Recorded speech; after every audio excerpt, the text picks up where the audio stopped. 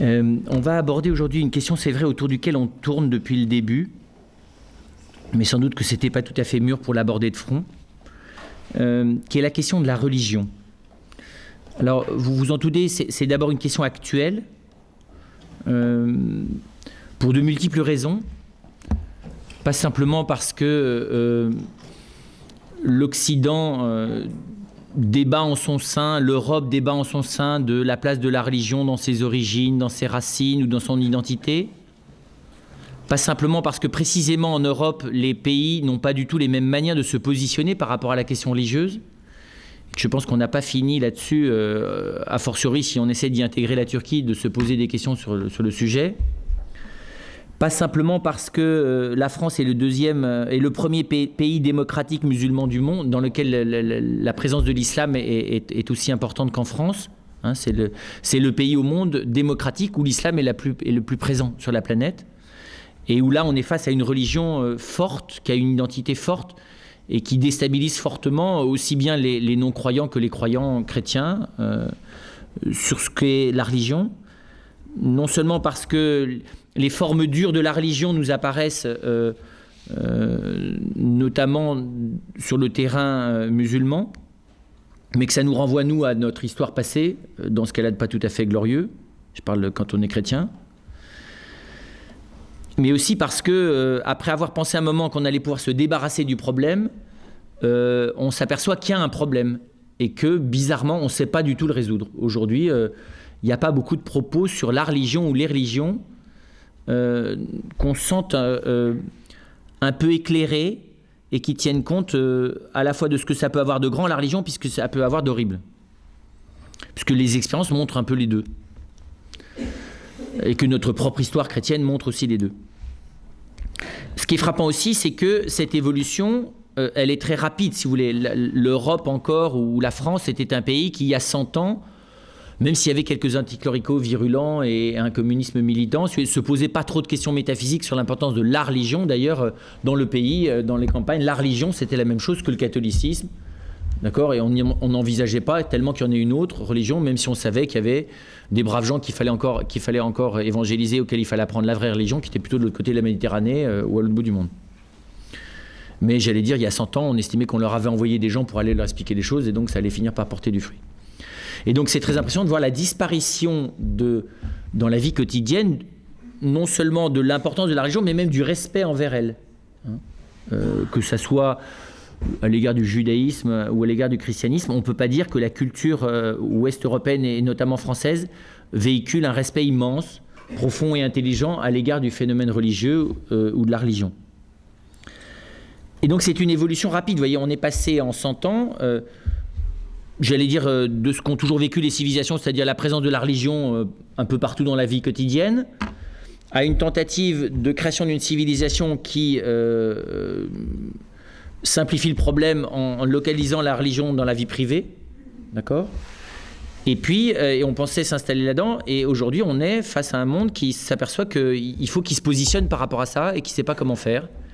Parce que c'est une question qui se repose en interne, ce qu'on n'envisageait pas. Il y a 100 ans, on aurait dit aux Français...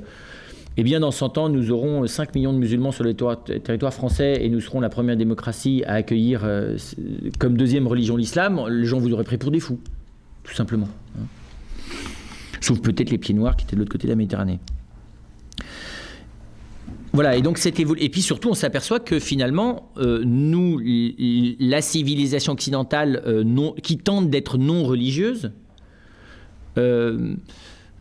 d'abord à des manières très bizarres de l'être non religieuse. Pensez aux États-Unis qui ont une manière d'être non religieuse tout à fait différente de la manière dont l'est la France, ou a fortiori la Grèce, sans parler de la Russie. Et à chaque fois, vous êtes vraiment à un phénomène tout à fait original. Rien que de prendre le temps de comprendre la place de la religion en Russie aujourd'hui, c'est très compliqué. Beaucoup plus compliqué que de comprendre n'importe quel autre phénomène social en Russie, comme la mafia, je ne sais pas trop quoi, les tentatives de suicide des jeunes, l'alcoolisme ou les problèmes économiques. C'est extrêmement difficile, parce que pour comprendre la place de la religion aujourd'hui en Russie, il faut sans doute faire au moins 100 ans, si ce n'est 200 ans ou 300 ans, si ce n'est pas un 1000 ans d'histoire. D'accord ? Parce que la religion, évidemment, c'est pas comme l'économie, ça change pas, ou comme une constitution d'une démocratie. Ouais, ça se change pas comme ça. C'est une histoire, quoi. Et puis c'est intéressant parce que le fait que nous soyons obligés de réaborder cette question, et on voit bien que la sociologie ne suffit pas tout à fait, que l'histoire ne suffit pas tout à fait, que la psychologie non plus, c'est intéressant. Pourquoi ? Parce que aussi bien, enfin moi ce que j'appelle les deux fondements de l'Occident, c'est-à-dire aussi bien Abraham que Socrate, ont tous les deux des positionnements assez critiques vis-à-vis de leurs origines religieuses. Et donc c'est sûrement une bonne question d'avoir une attitude, vous voyez, critique au bon sens du terme, c'est-à-dire se poser la question de savoir qu'est-ce que ça veut dire la religion. Abraham, parce qu'Abraham il quitte sa religion, d'accord, puisque Dieu lui dit moi je suis le vrai Dieu et le peuple dont tu viens a une culture dont il faut que tu sortes, d'accord. Il met du temps d'ailleurs avant de faire passer Abraham de sa tradition religieuse locale à un monothéisme relativement, enfin il va lui falloir 1000 ans à Dieu, hein, et encore à l'époque de David on est encore tout à fait chancelant sur la question du monothéisme strict. Bon. Et Socrate, c'est évident. Socrate, il meurt parce qu'il est face à la cité d'Athènes qui n'entend pas que cette espèce de petit bonhomme rabougri conteste les traditions populaires et prétende développer sur la religion un propos autonome, critique, qui se distancie des mythes. D'accord ? C'est-à-dire de la pratique collective. Donc c'est intéressant de voir que dans les deux cas, on est face à je dirais, un phénomène de distanciation par rapport à la religion. Alors, pour résumer, je me disais au fond, il y a 3 affirmations auxquelles aujourd'hui on pourrait avoir à faire face à travers ce que nous allons aborder. 1, toutes les religions se valent, qui n'est pas un dogme, si vous voulez, mais qui est une espèce d'affirmation auquel de plus en plus de chrétiens, voire de catholiques pratiquants, accordent leur crédit. En gros, elles se valent pas tout à fait parce que il y en a des plus pires, il y en a des plus mieux, et puis ça dépend de leurs époques. Mais en gros, dans toutes les religions, il y a des abominations et des choses très bien, et que voilà, en gros, ça se vaut quoi. Ça c'est la première affirmation. Et c'est pas facile d'ailleurs de prétendre le contraire parce que d'abord on les connaît pas toutes les religions. Et je pense que l'existence d'une personne ne suffirait pas, y compris avec une érudation maximale et pendant 100 ans de sa vie, à connaître toutes les religions. Déjà une seule, ça peut prendre une vie, encore ça suffit pas. Donc vous voyez, toutes les religions, c'est impossible à embrasser, quoi. Et puis se valent au regard de quoi ? C'est aussi pas commode. Oui. Parce qu'évidemment, là aussi, notre Occident récent a quand même pris conscience qu'il avait aussi des comportements religieux, y compris dans son athéisme pratique. Enfin, vous voyez, que nous avons nos grands-messes, et on n'est pas gêné dans une entreprise de parler de grand-messe quand il s'agit de présenter le nouveau produit, ou quand il s'agit d'un match de football. Et c'est presque plus au sens métaphorique, c'est au sens substitutif, tout simplement. C'est pas par référence à autre chose qui s'appellerait la messe. Vous avez commencé à voir des générations de jeunes, quand vous leur parlez de la grand-messe, enfin, pour eux, une grand-messe, ça n'a rien à voir avec un truc qui se passe dans une église, avec des gens, vous voyez, parce que pour eux, il se passe pas grand-chose là-dedans. Ça se visite, mais si vous voulez... C'est étonnant de voir des jeunes, vous voyez, les moins de 25, il y en a tout un nom, ils savent pas ce que c'est que la messe.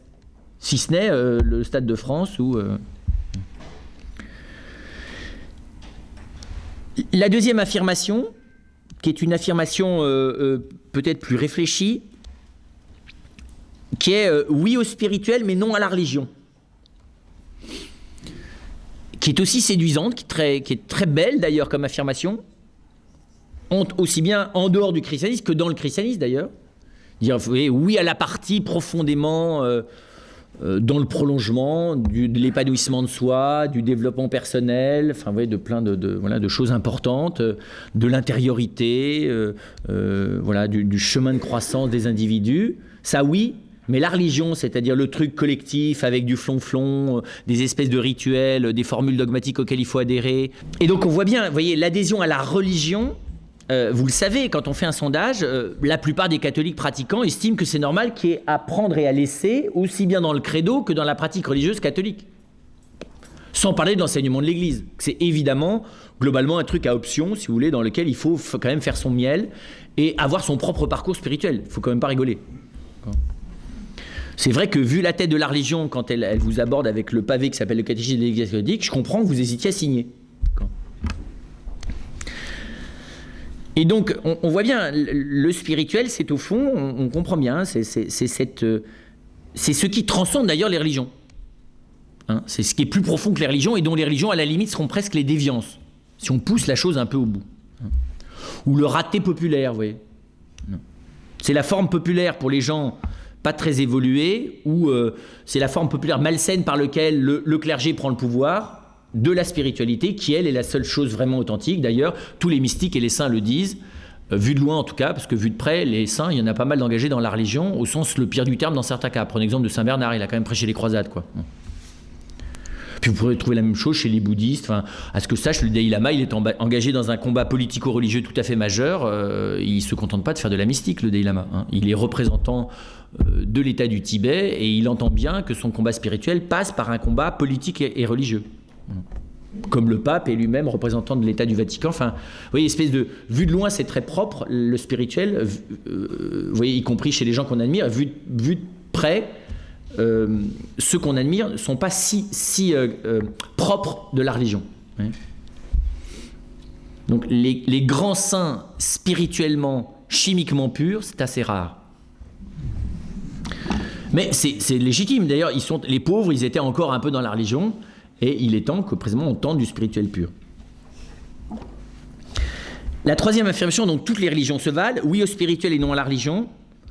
Et puis, alors une affirmation qui a pu tellement bonne presse, si vous voulez, qui ne court pas sur le marché, y compris dans le catholicisme, sauf dans certains groupes, c'est le catholicisme est la seule vraie religion. Qui est une affirmation quand même qu'on a entendue, y compris dans les prédications dans nos églises, on va dire jusque dans les années 50. On voit mal aujourd'hui prêcher ça couramment, vous voyez, le dimanche, en vous rappelant que le catholicisme est la vraie religion. Ce qui sous-entend d'ailleurs qu'il y en a des fausses. Alors, je ne vais pas défendre l'affirmation que le catholicisme est la vraie religion, d'abord parce que le catholicisme n'est pas une religion pour commencer. Mais ça, on verra ça tout à l'heure. Donc, elle ne risque pas d'être la vraie. Le catholicisme, c'est un phénomène sociologique, culturel qui traverse l'Occident au même titre que le christianisme. D'accord ? Donc le catholicisme, c'est le pire, le meilleur. Le jansénisme, ça fait partie du catholicisme, d'accord ? Madame Guyon, ça fait partie du catholicisme. Les croisades, ça fait partie du catholicisme. Enfin, tous les phénomènes catholiques font partie du catholicisme, y compris les comportements parfaitement abusifs des catholiques quand ils se comportent de travers. Ça fait partie du catholicisme. D'accord. Alors, y a-t-il une religion catholique ? C'est une bonne question. Faut-il la distinguer de la religion protestante et les religions protestantes et des religions orthodoxes ou de la religion orthodoxe? Vous savez, c'est pas très simple de savoir où on commence et où on s'arrête. La seule religion à peu près identifiable de manière claire et qui se proclame telle, c'est l'islam. En Inde, évidemment, vous avez des milliers de religions en Inde. Il n'y a pas une religion hindoue. L'hindouisme, c'est un mouvement spirituel qui rassemble des milliers d'options religieuses. D'accord ? Le confucianisme, c'est carrément pas une religion du tout, d'accord ? Et le bouddhisme, ça dépend sous quelle forme. Donc finalement, ça n'avait pas tant de religion que ça, vous voyez, vu de plus près. Et donc on s'apercevra que c'est un mot pratique. Bon. Alors quand on essaye de se pencher plus à fond sur encore une fois, ce que cette question, non pas ce qu'elle a de ridicule cette question, mais ce qu'elle a d'intéressant. Parce que c'est pas difficile, je vous dis, il suffit de faire s'évanouir l'objet religion pour s'apercevoir qu'on ne sait pas très bien de quoi on parle. Donc on est renvoyé chacun à d'autres questions que celle-là. Mais si on essaie de la prendre quand même en se disant, il y a un truc quand même quelque part quand on rassemble tous ces phénomènes qui pourrait s'appeler en gros la religion. Et qu'on pourrait en gros distinguer du spirituel et qu'on pourrait en gros comparer d'une religion à l'autre. Vous voyez, en gros. Et dont les catholiques pourraient prétendre qu'en gros ils sont dépositaires de la bonne version du truc qui s'appelle la religion. Voilà. La question, elle apparaît beaucoup plus simplement, d'abord dans le débat interreligieux. Vous avez des gens qui n'ont pas fait les mêmes options, et il se trouve que ces gens-là essayent de dialoguer entre eux, et c'est très impressionnant de voir que le débat interreligieux aboutit très souvent, chez les gens qui font ça le plus sérieusement, sauf d'ailleurs les catholiques qui ont plutôt l'air de mauvais joueurs sur ce terrain-là, aboutissent à la conclusion qu'au fond c'est vrai, même si les religions ne se valent pas absolument, parce qu'on en a plutôt choisi une plutôt qu'une autre, globalement, ce sont des chemins multiples qui mènent à la même chose. Hein, ça c'est un fait, puisque le dialogue interreligieux, il existe depuis le XIIe siècle, en Espagne. Cordoue, c'était ça, l'esprit de Cordoue.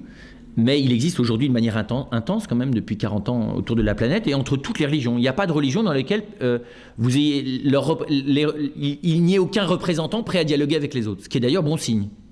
Tiens.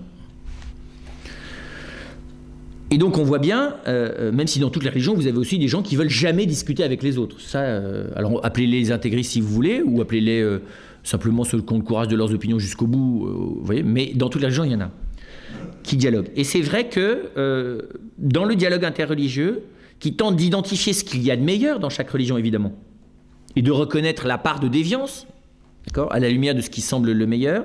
Et c'est vrai que de comparer les religions les unes aux autres dans un dialogue interreligieux fait plutôt apparaître des richesses communes. Et d'ailleurs permet encore mieux de voir les travers existants dans chaque religion. Donc il faut reconnaître que le dialogue interreligieux, il est au bénéfice des religions. Parce que ça les aide à mieux repérer les excès et à mieux repérer non seulement la part spirituelle, mais même la part positive. Comment la religion joue un rôle structurant, fédérateur, qui permet, dans une culture donnée, voilà, d'avoir un certain nombre de points de repère plus vastes que simplement les points de repère familiaux et, on va dire, moins variables, moins contingents et moins sujets à des logiques de pouvoir que les points de repère du politique. Hein, quand même, dans la plupart des religions, la religion donne des points de repère qui transcendent un peu. Enfin, vous voyez, on change de chef, on change de président de la République, on change d'empereur, on change d'opinion politique au niveau du gouvernement, mais en gros, on garde les mêmes religions. Hein, simplement pour montrer que les points de repère sont un peu plus loin, quoi. Et même d'ailleurs, il peut y avoir multiples philosophies internes avec une religion qui demeure à peu près la même. Et donc, on voit bien que le dialogue interreligieux a permis progressivement de dégager ce qu'il y a de meilleur dans la recherche religieuse, dans la pratique religieuse, dans les traditions religieuses, tout ça c'est pas tout à fait la même chose, et même dans les institutions religieuses. Alors on n'en entend pas beaucoup parler dans les médias français, parce que ça fait pas partie des choses qui vendent bien dans l'audimat, mais enfin c'est un fait. Hein, c'est quelque chose qui est relativement actif et qui a toute son importance. Tout en reconnaissant d'ailleurs que la plupart du temps, c'est à l'initiative des chrétiens que ce dialogue interreligieux a été amorcé. Par contre, on voit bien que ce constat pourrait nous faire rêver, nous, à une religion pure, ou à une religiosité pure. Et c'est assez beau de voir qu'une des sagesses du dialogue interreligieux, c'est de reconnaître que ce n'est pas possible. Que ça n'existe pas, la religion pure. Et que la religion, précisément, à la différence de nos idéaux, que nous rêvons purs, et dont nous rêvons d'ailleurs de les mettre en œuvre de manière pure, enfin on n'y rêve plus beaucoup d'ailleurs, parce qu'on n'en a plus beaucoup, mais que la religion, elle est ancrée dans des réalités culturelles, historiques, beaucoup plus épaisses, beaucoup plus lourdes à bouger, que ce qu'il y a de plus profond dans la spiritualité. Et donc là, on pourrait, j'irais, aboutir, alimenter cette affirmation en la nuançant, en l'enrichissant, que non pas toutes les religions se valent, mais dans toutes les religions, au fond, les chemins mènent à la même réalité, qui est la découverte de ce qu'il y a de sacré, de religieux, voire de divin dans l'homme. Je vous ai dit tout à l'heure d'ailleurs que le chrétien ou le catholique là-dessus plutôt joue pas tout à fait le jeu jusqu'au bout, parce que lui, il n'a pas l'air tout à fait de considérer qu'il peut se regarder, ou qu'il peut regarder sa religion exactement comme celle des autres. Alors, il peut faire semblant, hein, mais il garde quand même une petite, par derrière lui, même s'il ne le dit pas, un problème, quoi. La deuxième affirmation, hein, oui au spirituel et non à la religion, on voit bien, ça c'est un des grands débats de la société occidentale. C'est un des grands débats de la société française. Hein, c'est un débat public qui fait que, fort d'une constatation sur tous les méfaits de la religion, et aussi bien l'actualité que l'histoire nous aide à la voir, hein, à tout choisir, de plus en plus d'Européens préfèrent ne pas opter pour une religion. Parce qu'au fond, s'il s'agit d'opter pour une religion avec en assumant son histoire, même si on la critique, hein, autant rester les mains propres et dire moi ça va, quoi. Vous voyez, au fond, la religion c'est trop dangereux. Et donc je préfère pas opter. J'ai une sensibilité catholique, musulmane, bouddhiste, juive. Vous voyez, mais j'appartiens pas. Enfin, j'ai des affinités avec la communauté, alors catholique, juive, musulmane, bouddhiste, tout ce que vous voudrez. Mais de là à appartenir et à être, selon les expressions des années 60 de l'Action catholique, un militant religieux, alors là, sûrement pas, non. Vous voyez, se revendiquer comme militant catholique, musulman ou bouddhiste, je pense pas qu'au niveau, vous voyez, de vos dialogues, posez-vous la question, est-ce que je peux le revendiquer publiquement, ça? Et qu'est-ce que ça va m'entraîner comme ennui?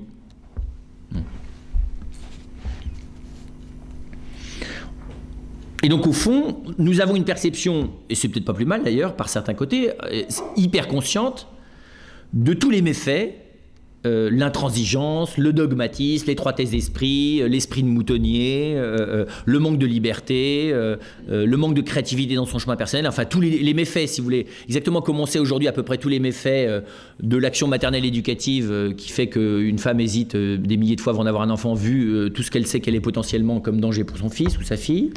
Encore plus, équivalemment pour les deux d'ailleurs. De la même manière, la religion, si vous voulez, elle sait à peu près toutes les pathologies possibles qu'elle est capable d'engendrer. Parce que je pense que c'est les deux endroits dans lesquels on est à peu près déculpabilisé de tout dans la société occidentale. L'alcool, la drogue, la sexualité, enfin tout, à peu près tout. Hein. Mais il y a deux choses qui sont quand même des actes dangereux sur lesquels il faut un degré de responsabilité extrêmement important. C'est avoir un enfant et l'assumer et prendre un engagement religieux. C'est limite louche. Hein.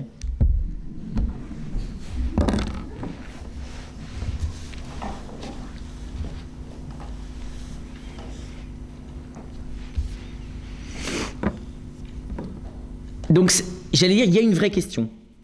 Effectivement, la religion pose problème, historiquement, et elle continue de poser problème, poser des questions.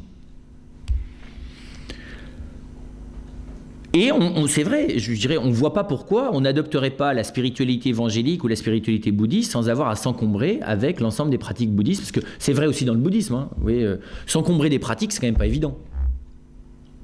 La confession régulière, la messe régulière, vous voyez, je veux dire, pratiquer les commandements, se renseigner sur la doctrine, tenter de la pratiquer correctement, c'est aussi difficile dans le bouddhisme, c'est même beaucoup plus difficile dans le bouddhisme que dans le catholicisme. Le bouddhisme, c'est très sympa vu de loin. Mais quand on commence à vous expliquer que ça commence par une retraite de 3 mois, 3 ans, 3 mois et 3 jours, en solitude, là, vous voyez, avec des pratiques ascétiques, de la nourriture, du sommeil, de la répétition des mantras, voilà, vous calez plus vite.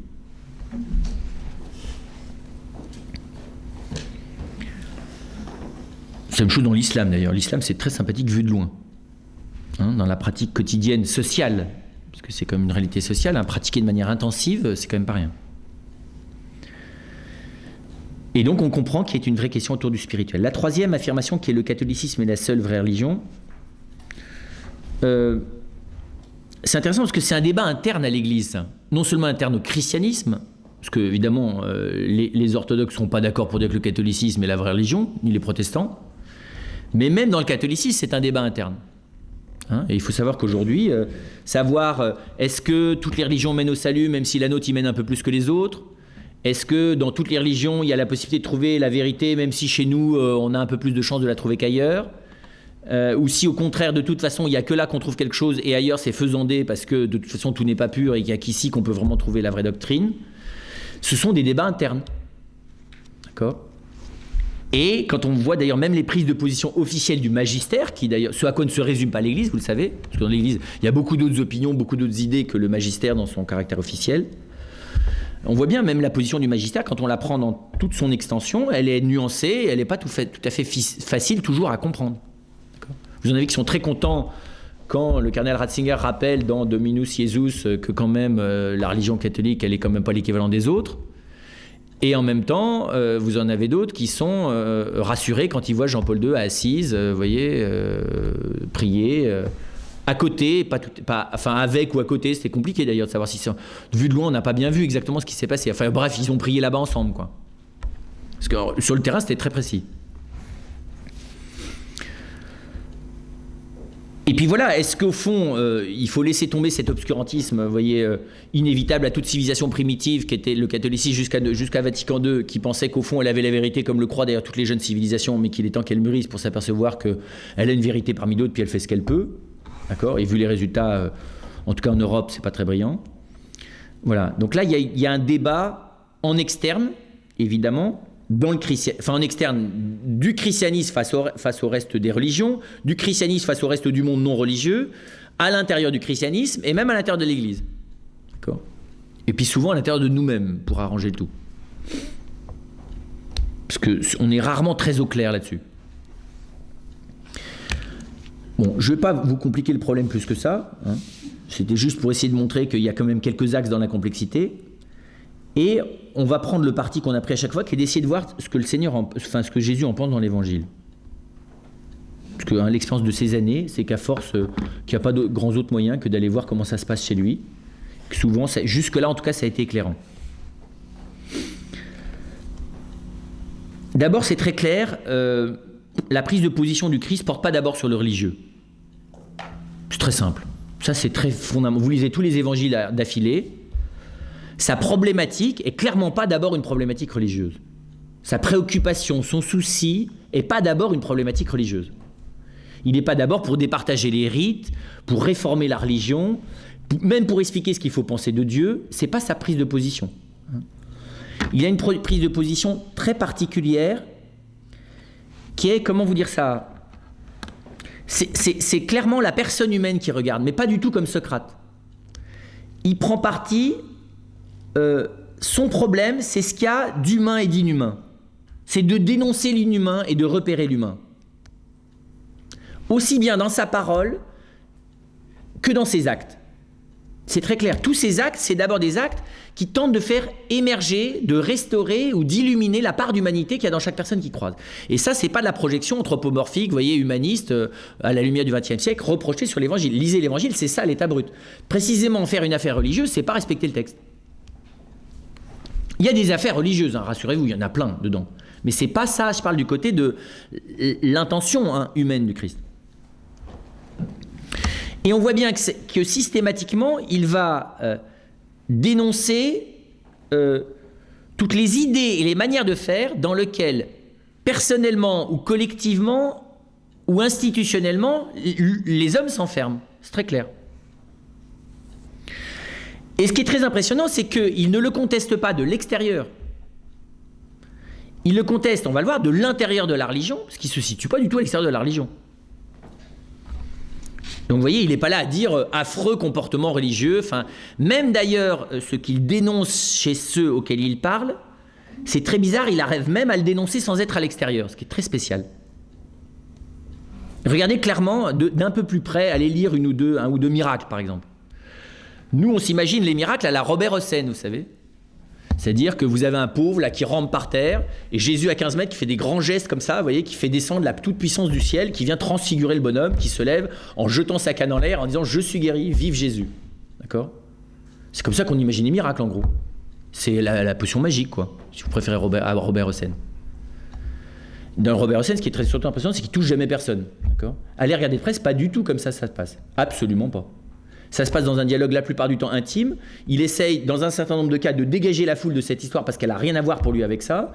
Quand éventuellement il est guéri, il leur dit surtout n'en parle pas aux autres. Et surtout, c'est pas du tout l'essentiel de la rencontre. Si vous regardez, alors nous, on est obsédés par ça, parce que la toute-puissance, ça nous fascine depuis qu'on est petit. Enfin, aussi bien depuis que l'humanité est petite, c'est depuis la nuit des temps, que depuis qu'on est petit, nous. Puis on a des grands problèmes avec la toute-puissance, paternelle, maternelle ou divine, de toute façon c'est le même combat, et avec la nôtre qui est d'ailleurs pas puissante du tout, et donc on est obsédé par les questions de puissance. Et puis en plus on est dans un monde qui est obsédé par la puissance, parce qu'il est obsédé par la performance, l'efficacité, vous voyez, la compétitivité, le résultat, enfin donc on est des obsédés de l'efficience, quoi. Mais si vous regardez de près, c'est pas du tout la problématique de Jésus, l'efficience. C'est accidentel qui guérisse les gens. Enfin, pour être plus précis, c'est pas accidentel qui les guérisse, parce que c'est pas accidentel qui leur fasse du bien. Mais que ça soit un truc pas naturel, c'est complètement accidentel. Il pouvait les guérir, il les a guéris, on comprend. D'accord ? Vous avez quelqu'un qui tombe dans la rue, vous l'aidez à se relever, non ? Lui, il le fait avec des moyens qui ne sont pas tout à fait naturels. Qu'est-ce que ça peut fiche ? C'est pas du tout sa problématique. Nous, ça nous impressionne, on dit « Ah, miracle !» Je ne vois pas ce que ça te gênant qu'il y ait des choses pas normales, pourvu que la personne soit heureuse. On s'en fiche que ça vienne du normal ou du pas normal. Quand tout d'un coup vous êtes heureux, vous ne vous demandez pas si c'est normal ou pas normal que tout d'un coup vous soyez heureux. Vous êtes heureux, point. Et d'ailleurs, les gens qui vous ont dit d'être heureux sont heureux que vous soyez heureux. Les moyens, alors, Très bien, ça peut intéresser après ça le technicien thérapeute ou celui qui éventuellement voudrait pouvoir s'approprier les moyens par lesquels on peut guérir les autres, ou se guérir soi-même, ça tout à fait. Mais clairement, c'est pas son souci de prouver quelque chose. Alors je sais bien que Pascal a fait une grande démonstration que les miracles permettaient de prouver la divinité de Jésus. Je dirais, imaginativement, c'est pas faux. Vous voyez, si vous transformez Jésus, l'évangile en une parabole, Jésus en quelqu'un qui vient nous expliquer quelque chose d'essentiel, et le miracle en la preuve, ça marche. Vous voyez ?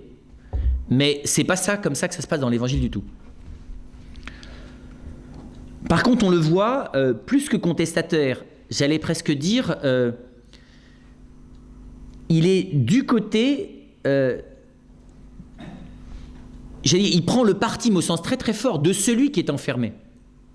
Et j'allais dire, il n'a de cesse que d'essayer d'enfermer, de libérer l'humain de l'inhumain qui l'enferme.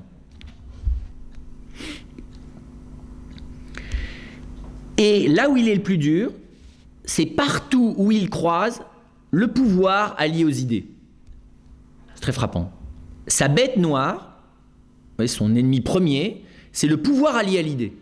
Alors, que le pouvoir allié à l'idée soit religieux, politique, commercial, il n'en a rien à faire. Angélique, c'est le même combat. Qu'il soit humain, surhumain, c'est le même problème. Alors vous voyez, quand vous projetez sur Dieu la puissance alliée aux idées, manque de chance, ça devient l'ennemi principal du Christ. Ouais. En gros, c'est la vision simpliste qu'on se fait de ce que le chrétien pense de Dieu, c'est-à-dire quelqu'un qui a des idées, un projet, vous voyez, avec une mise en application toute puissante en gros. Sauf que le problème, c'est que ça n'a pas l'air de bien marcher. Ça a marché au début, c'était tout puissant dans la création. On se rattrape en se disant quand même, il va tout rattraper à la fin par de la toute puissance, mais entre deux, ça a l'air un peu foireux. Enfin, passablement même. Et dans sa vie personnelle, et dans la vie dans le rapport avec les voisins, et dans l'ensemble de la vie sociale, et dans l'ensemble de l'humanité, et même dans toute son histoire. Donc ça doit gripper quelque part dans le raisonnement. Mais on met du temps avant de le perdre, ça. D'ailleurs, ce qui montre bien que Jésus avait raison de s'attaquer à ce problème, non ? À l'attente, à l'espérance ou à l'utilisation du pouvoir allié à l'idée. Alors, je ne vous dis pas, nous, petits cartésiens français, vous voyez, on n'est pas les ennemis du Christ, vous voyez. Enfin, on est bien tombé dans la marmite quand on était petit. L'obsession de l'efficacité doublée de l'idée, c'est quand même Descartes. Hein. Mais si vous lisez l'Évangile, indépendamment de tout ça, vous voyez clairement que pour lui, donc c'est pour vous dire, il va critiquer le comportement religieux, ou si vous voulez, comme le comportement humain, et il va être intransigeant aussi bien avec la personne qu'avec l'institution, qu'avec le représentant religieux, qu'avec le pouvoir politique, avec tout le monde, à partir du moment où il est face au pouvoir allié à l'idée, tout simplement, parce que le pouvoir allié à l'idée, c'est la destruction de l'homme. C'est très clair dans l'Évangile. L'idée, c'est la première destruction de l'homme, parce que c'est un mensonge. Avoir des idées pour faire du cinéma, pour faire de la poterie, pour faire de la menuiserie, pour inventer un produit marketing, une nouvelle campagne de publicité, ou même avoir une nouvelle idée de médicament, c'est génial d'avoir des idées. Dès qu'on commence à avoir des idées sur l'humain, on est potentiellement dangereux. Parce qu'une idée, vous voyez, c'est un truc clos qu'on arrive à cerner par la pensée. Et quand l'humain, il est dans la chose close qu'on arrive à cerner par la pensée, c'est mal parti.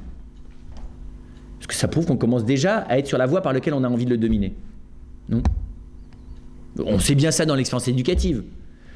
Tout père ou toute mère qui commence à s'enfermer dans l'idée de ce qu'il pense bien pour son enfant se ramasse, ou dans les 5 minutes, c'est plutôt l'expérience positive, ou dans la demi-heure, ou dans l'année, ou dans les 15 ans qui suivent.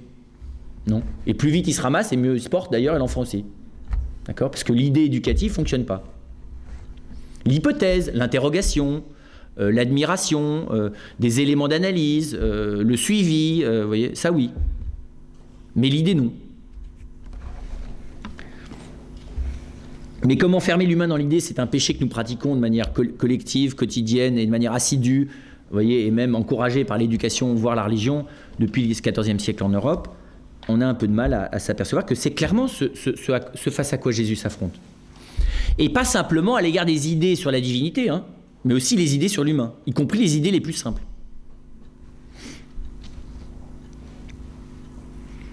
Et évidemment le pouvoir.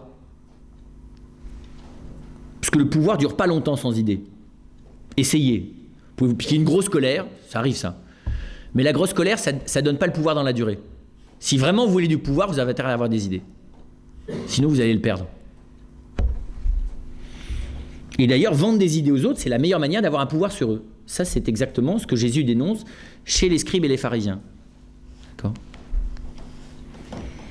Et donc, c'est très impressionnant de voir que, vous voyez, on n'est pas au même niveau.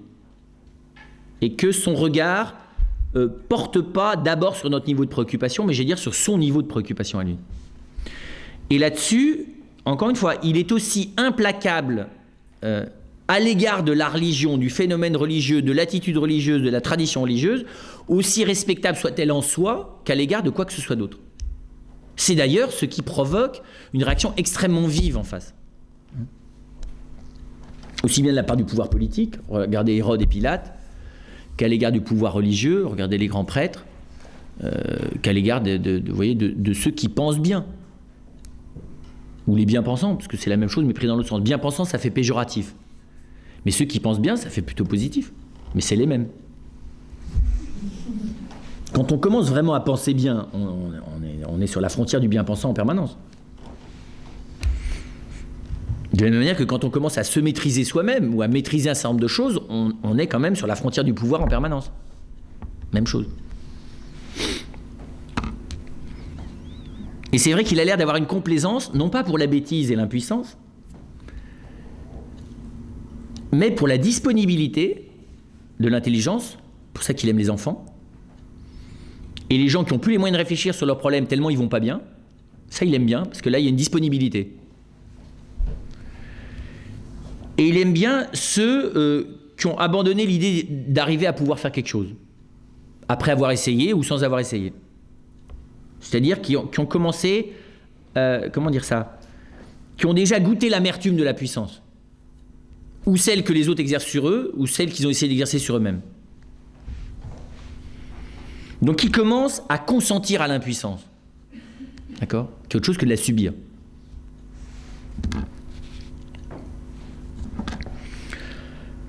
La deuxième chose que fait le Christ, clairement, c'est qu'il sort complètement Dieu de la religion. Ça aussi, c'est très étonnant.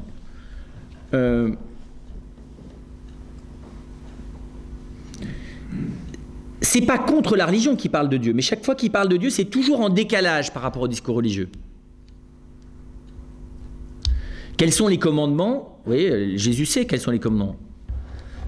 Et on vient lui demander quels sont les commandements, il les récite les commandements. Et l'autre lui dit, mais oui, maître, tu as raison. Ça veut dire que tu es vraiment un bon religieux, quoi. Et Jésus lui répond, ne m'appelle pas bon, personne n'est bon. Et à ce moment-là, le Seigneur se lance dans une parabole qui décale complètement le pauvre garçon par rapport à ce qu'il avait prévu. Où j'ai pratiqué tous les commandements, mais c'est très bien, mais maintenant tu vas t'occuper de ton prochain. Oui, nos problèmes, ça fait partie de la religion, ça, s'occuper de son prochain. Sauf que la parabole met en lumière un prochain qui n'est pas celui que je vais devoir aider, mais celui qui va s'occuper de moi. Ce qui n'est pas du tout religieux. Vous savez ça, on en avait parlé ça. Le fait que dans la parabole du bon samaritain, le prochain n'est pas celui que j'aide. Dans toute la parabole, nous on est très attentifs aux méchants qui ne veulent pas aider le pauvre et aux braves types qui veulent aider le pauvre.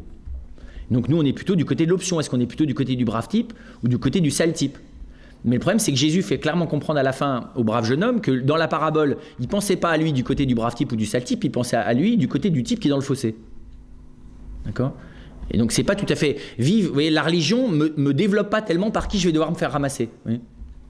Apprendre à faire la manche spirituellement pour qu'on veuille bien me ramasser vu le pauvre type que je suis dans le fossé, c'est pas tellement une type de perspective que développe l'attitude religieuse, qui est plutôt de savoir voyez, auprès de qui vais-je pouvoir voyez, faire le bien pour manifester la grandeur des dons de Dieu que j'ai reçus.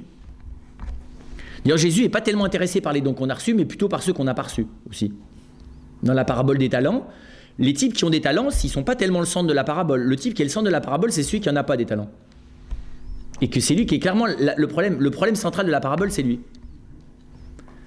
Et alors que nous, on est inquiet que là où on en est, on arrive à en faire quelque chose de nos talents. Mais le problème principal, c'est pas là où on en a, c'est là où on n'en a pas du tout. C'est là qu'on balise. Et le problème central de la parabole, c'est... Vous voyez, donc... et on le voit bien, c'est toujours ça. Jésus n'est pas du tout contre la religion, le fait d'avoir des talents, de les mettre en œuvre pour la plus grande gloire de Dieu et le salut des hommes, de faire le bien, tout ça. Les 10 commandements, il est dedans, Jésus. Pas de problème, hein, il est dans le cadre. Mais dans le cadre, il parle de toute autre chose. Et c'est cette toute autre chose qui n'est pas commode à entendre. Et c'est très étonnant, Jésus ne parle pas de Dieu en termes religieux, même si il sait qu'il parle à l'intérieur de la religion, qui est celle de Moïse et des pères, d'accord ?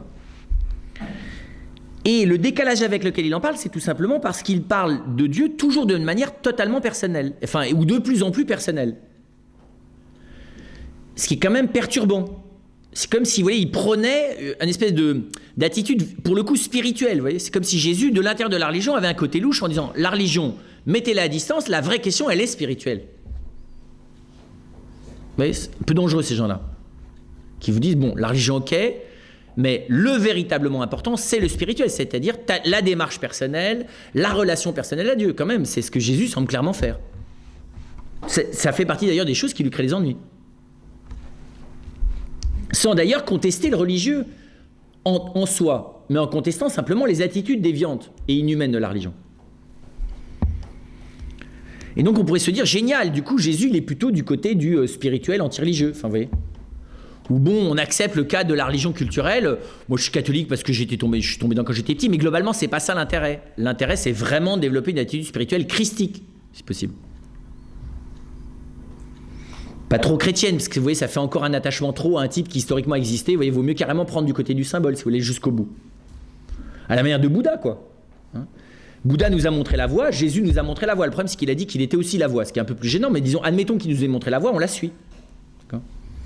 Donc, premier décalage, Jésus, parle de Dieu autrement que selon un discours religieux, mais il est tout aussi net à l'égard de la démarche spirituelle. Il est tout aussi décalé à l'égard de la démarche spirituelle qu'à l'égard de la religion. Pour parler brutalement, je dirais, Jésus se contrefiche de la démarche spirituelle des gens. C'est pas du tout son problème, ça. Le problème, c'est leur disponibilité, ça n'a rien à voir. Dire, les gens qui croisent n'ont pas franchement des démarches spirituelles, si vous voulez regarder de près. Vous voyez, la femme adultère, la démarche spirituelle est assez courte. Prise en flagrant délit, vous voyez, on est dans la demi-heure qui suit, quoi. Léger, la démarche spirituelle. La Samaritaine, elle vient puiser de l'eau.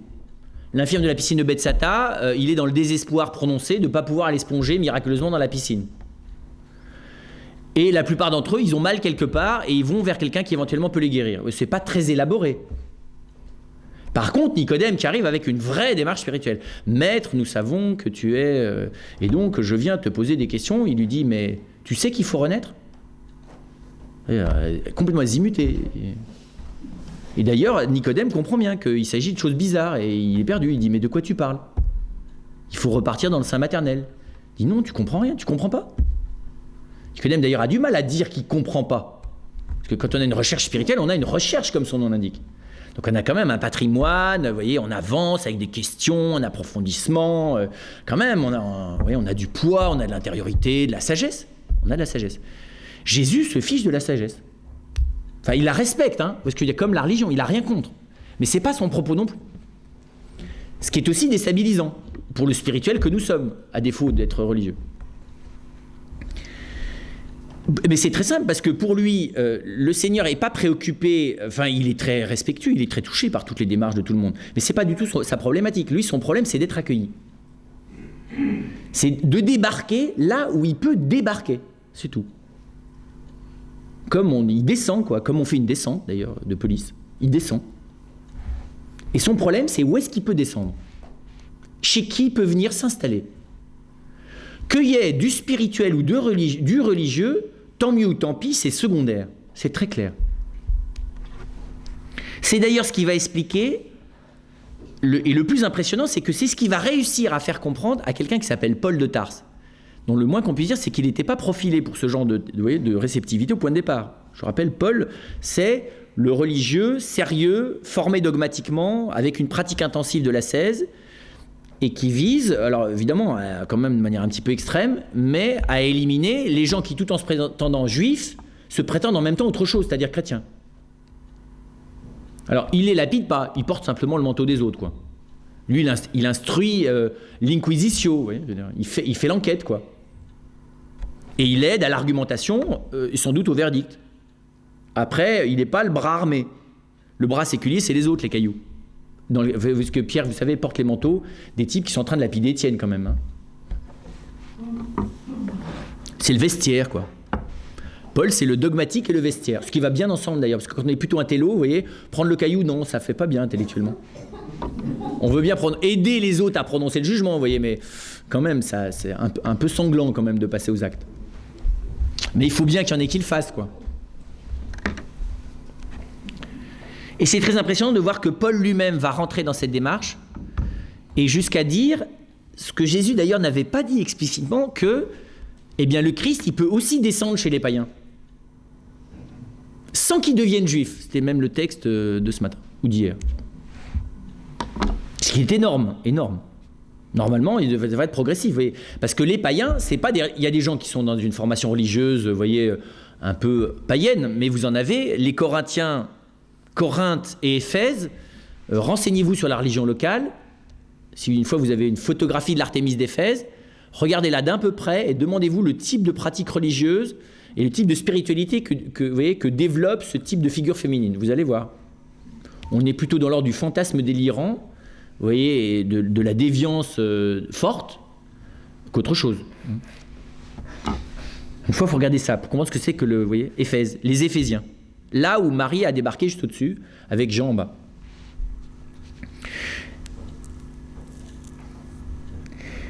Ensuite, Jésus n'a pas fait que ça. Il a quand même engagé un truc avec des gens, vous voyez, il a quand même lancé un mouvement, pas simplement spirituel, parce qu'il a l'air d'avoir voulu, on l'avait travaillé ça aussi, il y a des éléments religieux dans ce qu'il fait, notamment la scène, ce qu'on appelle l'institution de l'Eucharistie. On l'appelle d'ailleurs institution, ce qui montre bien qu'il y a un élément, là, clairement religieux. Donc il ne s'est pas contenté, le baptême et l'institution de l'Eucharistie, il s'est démarqué. Mais c'est très impressionnant de voir là aussi de près qu'il n'est pas d'abord soucieux de lancer un mouvement religieux avec une doctrine et des rites, d'accord, et une organisation.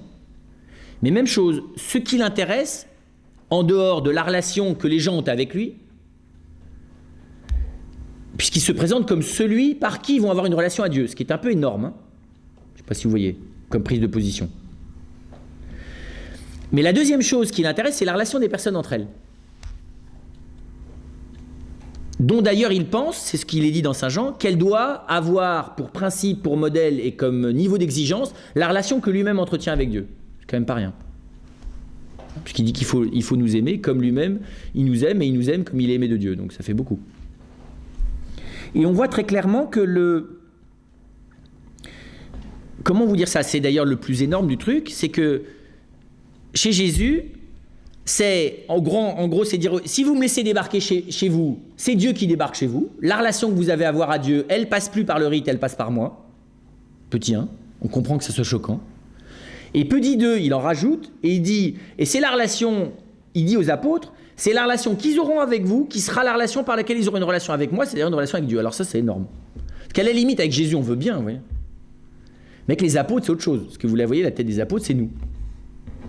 Donc, et vous ne voyez pas bien dire aux gens, là, dans la rue, vous voulez avoir une relation avec Dieu, rentrez en relation avec moi. Eh bien, vous avez tort, parce que c'est ce que Jean dit dans le prologue de la première épître. Hein? Et donc là, il y a quand même vous voyez, et donc, on n'est pas d'abord dans une problématique institutionnelle et religieuse, vous voyez bien, on est dans quelque chose de beaucoup plus gênant que la religion. Je m'excuse, mais c'est carrément, ça, on ne sait pas trop quoi en faire, vous voyez, ce type de problème. Et c'est quand même clairement ça.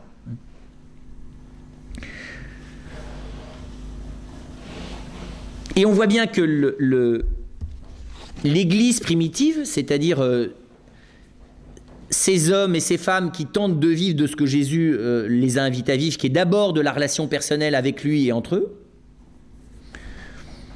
vont considérer que ce qu'ils vivent est à proposer à tout homme pour que comment dire ça? C'est même très beau d'ailleurs, parce que Jésus leur dit presque, débarquez chez les gens. S'il vous accueille, il m'accueille. Et s'il m'accueille, il accueille celui qui m'a envoyé, non? Donc débarquez. Pourquoi est-ce que vous croyez que les apôtres, parce que nous les apôtres, vous voyez, on se dit oui, c'est des missionnaires, ils ont un message, le royaume de Dieu est au milieu de vous, et puis ils ont un moyen de preuve, c'est les miracles. Ça, c'est la première partie. Là, on comprend, c'est comme dans toutes les religions d'ailleurs. D'accord? Tu veux démontrer ton discours, ou c'est par le raisonnement pour les cultiver, ou c'est par les signes pour les pas cultiver. Pas original. Mais ça, c'est la première partie. La deuxième partie de la mission, c'est aller chez les gens, n'ayez pas de bagages, pas de chaussures de rechange, pas de bâton, mangez chez eux, installez-vous chez eux, et après ça, quand vous partez, allez ailleurs. Ça, c'est une catastrophe, si vous voulez. Il vaut mieux que vous ayez votre wagon, vous voyez, ou votre, comment on appelle ça aujourd'hui, votre camping-car, vous voyez, avec, pour organiser la manifestation, pour organiser l'événement, vaut mieux, vous voyez. Puis vous distribuez des choses, par contre, des tracts, des cassettes, mais vaut mieux, vous êtes sui generis, quoi, vous voyez, vous êtes tout seul, vous êtes avec votre roulotte, quoi, mais pas chez les gens. Parce que débarquer chez les gens, ça se fait pas. Puis chez les gens, ils vont voir qui vous êtes de près. Donc vous n'allez plus pouvoir avoir le même discours que si vous êtes derrière le micro avec l'écran. D'accord ? Et donc on voit bien, moi ça me frappe, parce que ça fait moi 15 jours que ça me frappe ça, voir qu'il a dit aux apôtres débarquer chez les autres. Ce qui n'est pas très respectueux. Et ce qui est à mon avis pas un bon pari si on veut garder une vision belle, enthousiasmante de la religion. Ça n'enlève rien au fait que le Christ, par ailleurs, en plus, mais au service de ça, engage des éléments institutionnels. Il institutionnalise Pierre, on ne sait pas très bien où d'ailleurs, enfin il lui dit qu'il va être le caillou sur lequel il va bâtir les choses. Très bien, ça ne vous donne pas une responsabilité claire, on en avait travaillé longuement là-dessus, c'est une définition de fonction légère. D'ailleurs, Pierre est soucieux, savoir est-ce qu'il est chef, pas chef, on en parle encore d'ailleurs dans l'Église. Le pape est-il le chef de l'Église ? Moi je croyais que c'était Jésus. Alors il est le prince, le vicaire, le serviteur, il est où ? Le pape, c'est-à-dire le successeur de Pierre. Au même endroit que Pierre, il est le caillou avec Pierre sur lequel Jésus bâtit son assemblée, ce qui d'ailleurs ne nous éclaire pas beaucoup. Donc c'est juste pour vous faire comprendre qu'il y a des éléments institutionnels, d'autorité, de rituel. Manque de chance, le rituel c'est ceci est mon corps, il aurait pu éviter des choses aussi agressives, vous voyez, il aurait pu faire des choses un peu plus soft, et un peu plus éclairantes, avec de la doctrine derrière, un peu plus signifiante on dirait aujourd'hui. Mais ça va avec la manière dont il débarque, parce que là il débarque. Donner son corps à quelqu'un c'est une manière de débarquer. D'accord ? Et donc, on voit bien, le baptême, c'est la même chose. Immerger les gens, c'est du même genre. Vous voyez, je ne sais pas comment expliquer ça. Il y a une institutionnalisation, mais on voit bien qu'elle est sur le fond de quelque chose qui n'est pas absorbable. C'est ça que je veux juste vous montrer. C'est pas absorbable par le religieux, ce truc. Il y a du religieux, mais c'est un religieux qui est complètement en état de dépendance de cette espèce de phénomène qui n'est pas gérable. Et c'est ce qui me semble central. Alors nous, comment est-ce qu'on peut se positionner, parce qu'on n'est pas tout à fait aux mêmes époques que Jésus. Enfin, ça serait bien de s'y remettre à son époque, parce que c'est ça vivre de l'Évangile. Et d'ailleurs, être chrétien, c'est simplement d'abord commencer par s'y remettre. Mais dans un deuxième temps, une fois qu'on s'y est remis, qu'on est durablement perturbé et que normalement on s'en remet pas, quand même, on a aussi à essayer de faire face, avant de devenir des saints, au reste, quoi. C'est-à-dire qu'il y a des religions autour, il y a des gens qui nous posent des questions, est-ce que vous êtes une religion ou pas une religion ? Il faut quand même répondre quelque chose. Sinon, ils ne vont pas nous accueillir chez eux, donc ça ne va pas être bien. Parce que c'est ça qu'il faut qu'on fasse. D'accord ? Il faut quand même qu'on parle avec eux. Parce que si on n'est qu'à s'accueillir les uns les autres entre soi, vous voyez, ce n'est pas non plus l'évangile. Parce qu'il s'agit d'aller chez les autres. Et donc, il me semble que nous, on a d'abord, comme chrétiens, à ne pas perdre notre lucidité humaine et même à avoir celle que Jésus nous réclame, qui est d'avoir un regard humain qui est capable de différencier les choses. Et il me semble, et on le voit d'ailleurs dans l'Évangile, que nous sommes invités à la suite du Christ à discerner humainement la différence entre l'attitude religieuse des personnes, qui n'est vraie que quand elle est une quête. Enfin, qui n'est pleinement vraie que quand elle est une quête. Ou on va dire, là où l'attitude religieuse est vraie, c'est là où elle est une quête. Ça, c'est le philosophe qui parle, mais Jésus dit la même chose. C'est très impressionnant de voir que partout là où je crois savoir, où je sais déjà, c'est pas religieux ça. C'est pas authentiquement religieux. Parce que la religion, c'était à la recherche de la compréhension et de l'accueil de quelque chose qui clairement, originellement et ultimement nous dépasse radicalement, d'accord ? Donc, ça peut être qu'à l'état d'interrogation, de recherche, de questionnement, et du coup d'ailleurs de s'y mettre à plusieurs, parce que vu comme ça me dépasse, il vaut mieux que je demande au voisin ce qu'il en pense, d'accord ? Donc une quête religieuse, c'est une recherche permanente, l'attitude religieuse. Et je pense que cette attitude de recherche, qui implique aussi une lumière, rechercher, ça ne veut pas dire ne rien savoir, ça veut dire ne pas s'arrêter à ce que je sais, c'est pas pareil. Ou me servir de ce que je sais pour regarder dans la direction du mystère de l'homme et dans la direction du mystère de Dieu, et ne pas m'arrêter à ce que j'ai commencé à en comprendre.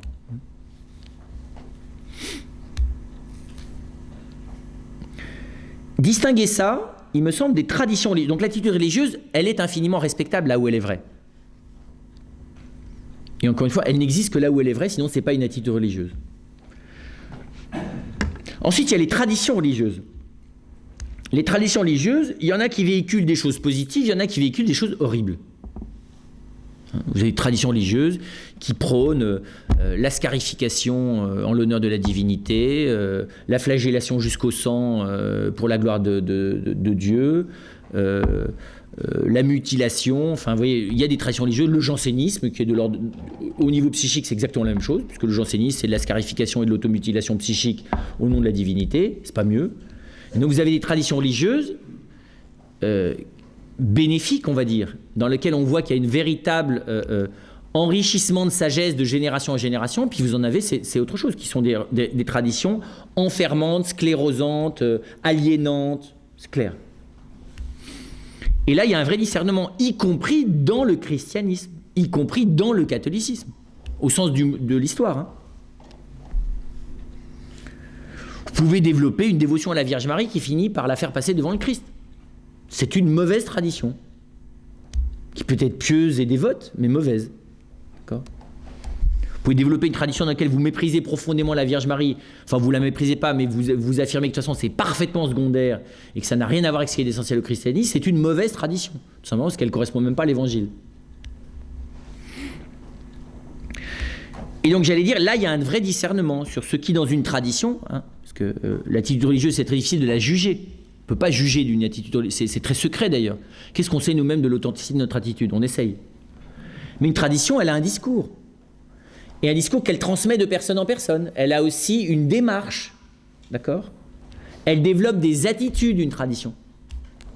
Comme une tradition éducative, hein, d'ailleurs. Comme une tradition artistique, hein, c'est pas la tradition, c'est pas propre à la religion. Et puis vous avez la religion. Et la religion, c'est-à-dire cette espèce de phénomène global qui rassemble tout ça, je pense que ça doit susciter humainement et a fortiori chrétiennement, comment vous dire ça ? Une admiration extrêmement méfiante. Une admiration parce que c'est quand même quelque chose de grand et que c'est pas évident qu'une civilisation puisse se développer sans de grands mouvements religieux, d'accord ?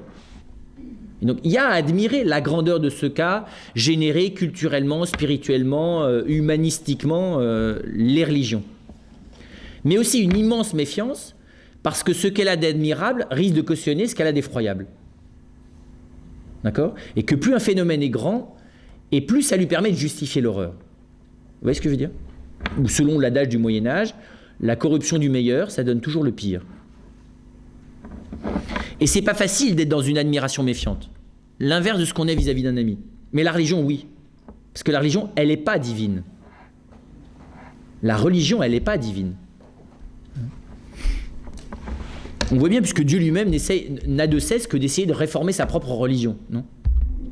Parce qu'il montre bien qu'elle n'est pas divine, enfin celle qu'il a instaurée. Vous voyez bien, Dieu a instauré une religion en Moïse, non ? Il s'est déplacé pour instaurer une religion. Mais ce qui montre que cette religion n'est pas divine, c'est que toutes les 5 minutes, il est obligé d'envoyer des prophètes pour la réformer. Enfin, pas la religion, mais la manière dont elle est pratiquée par les hommes, c'est-à-dire, vous voyez, le concret de la religion. Pas ce qui constitue sa sagesse profonde, mais sa manière d'être vécue.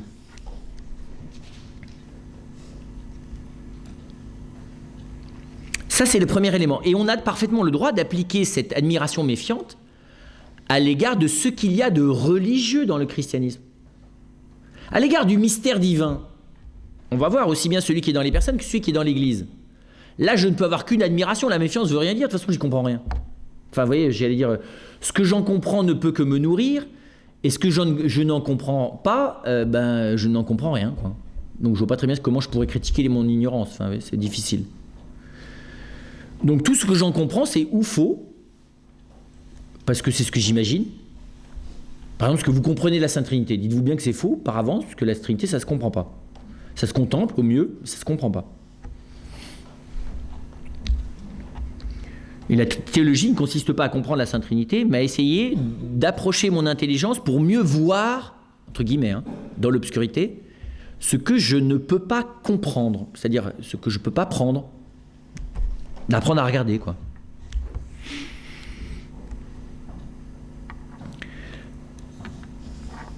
Et donc c'est bon d'exercer, encore une fois, cet esprit critique positif à l'égard de tout ce qui n'est pas humain dans nos attitudes religieuses, dans nos traditions religieuses et dans ce phénomène humain que sont qu'est la religion chrétienne, pour la prendre au sens vaste.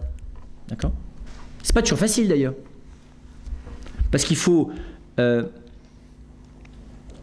plus que l'on critique nous dépasse, et plus il faut l'aimer considérablement pour pouvoir le critiquer. Regardez vos amis. Vous ne critiquez pas vos amis comme vos ennemis. Parce que vos amis, vous commencez à les connaître de l'intérieur, et donc vous êtes un peu moins simpliste. D'accord ? Donc plus on aime, et plus on devient capable de critiquer, c'est-à-dire tout simplement de corriger notre regard, et je dirais presque de rendre plus religieux ce qui ne l'est pas encore assez. D'accord ? Mais on doit aimer, comment expliquer ça ? On doit aimer cette lucidité critique, et au sens pas négatif, au sens positif, hein, au sens grec, c'est-à-dire critiquer, krinein, ça veut dire discerner. Ça ne veut pas dire taper dessus. Donc ça, c'est l'aspect, je dirais, c'est la maturité humaine que la grâce chrétienne ne cesse de nous réclamer. Deuxièmement, notre discernement proprement chrétien, c'est pas celui-là. Notre discernement proprement chrétien, c'est le repérage de l'action de Dieu dans le cœur des hommes. Et ça se fait clairement pas à travers les discours collectifs de la religion dont ils font partie. Enfin, je ne sais pas comment expliquer ça.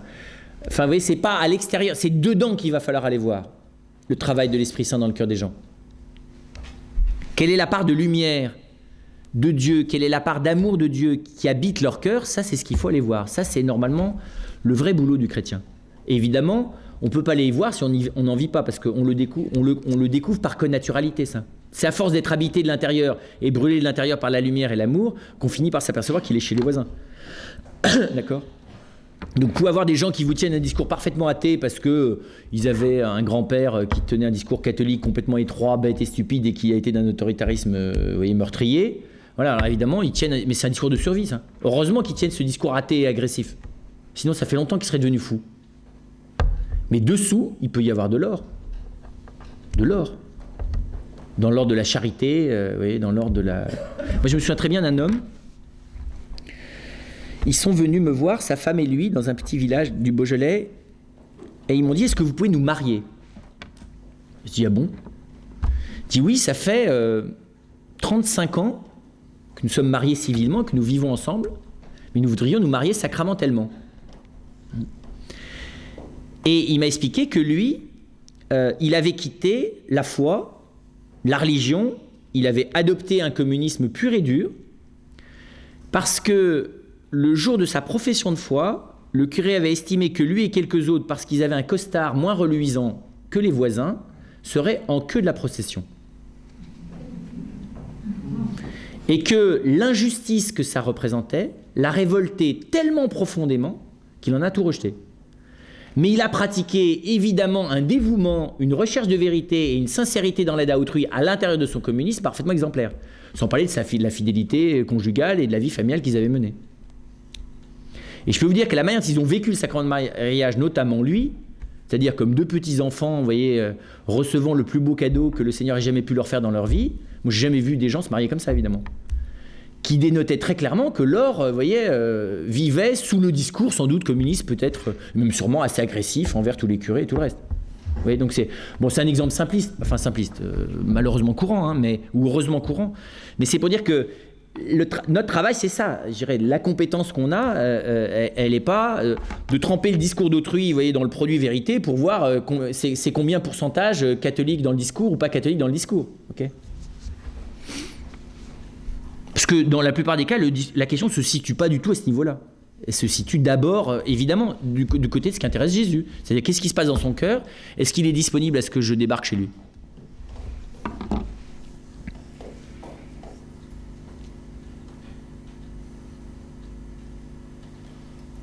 Alors, c'est très clair que dans la lumière de ça, je vois mieux là où vivent les personnes, ce qui, dans le discours, les rituels et les institutions religieuses dans lesquelles ils vivent, favorisent la croissance de cette lumière et de cette charité ou la diminuent. Ça, c'est clair.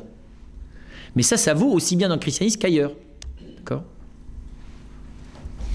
C'est typique, par exemple, quelqu'un vous dit « Moi, ma paroisse, c'est à mourir. Que faut-il que je fasse ? J'y vais ou j'y vais pas ?» Alors, ou vous dites, bon, laisse tomber, surtout quand vous êtes religieux, ouais, non, mais les paroisses, c'est nul, laisse tomber, viens dans notre couvent, tu verras, là, il y a de la ferveur. Profondément pervers comme discours. Ou alors vous dites, non, courage, t'inquiète pas, c'est le mystère de la croix, vas-y, t'es quand même un militant chrétien, va témoigner de ta foi au milieu du désert. Ou alors, tu n'as rien compris, la paroisse, c'est absolument génial, sauf que toi, tu es complètement embarqué dans ton espèce de spiritualité planante et nombriliste, et engage-toi dans la paroisse, même si apparemment elle t'embête, tu verras ce que c'est que de s'engager. Ça implique d'en baver un peu.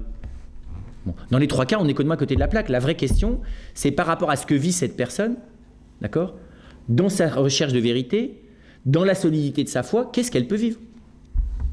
Et vous en avez, il faut effectivement leur dire, mais oui, tu t'engages dans ta paroisse, tu as parfaitement une vie intérieure suffisante pour t'avaler ce qui est un peu d'ennuyeux, et même arriver à faire bouger les choses de l'intérieur, ou même pas à les faire bouger, mais parce qu'il faut, voilà, témoigner de l'amour jusque-là. Et d'autres, au contraire, font dire, mais surtout, n'essaye pas d'y aller, tu vas perdre la foi. Parce que leur foi est tellement fragile, elle est tellement, vous voyez, que effectivement, et qu'on les a tellement obligés à aller dans les paroisses rasoirs jusqu'à ce qu'ils aient 18 ans, que quand ils en ont 19 et qu'ils viennent de redécouvrir un peu le Seigneur, il faut peut-être d'abord les fortifier avant de les relancer là-dedans. Donc vous voyez, ça tombe sous le sens, ça. Mais c'est ça, le discernement qu'on a à opérer à l'égard des structures, d'accord ? Alors, ça va du côté de la manière dont ça se présente, qui est la qualité de convivialité fraternelle qu'il y a dans la paroisse, jusqu'au discours. Effectivement, quand je suis dans une religion qui tient un discours, ou dans une partie de la religion qui tient un discours sur la femme, sur le mariage, ou sur la fécondité qui est complètement tordu, effectivement, ça ne va pas aider. Surtout si le discours est convaincant. D'accord ? Et donc, ce n'est pas non plus complètement neutre que quelqu'un soit dans une secte protestante dure qui tient des discours anticatholiques et contre la Vierge Marie, le pape et les évêques, en se servant d'arguments tout à fait convaincants mais parfaitement primaires. Enfin, vous voyez, voilà. C'est pas simple non plus.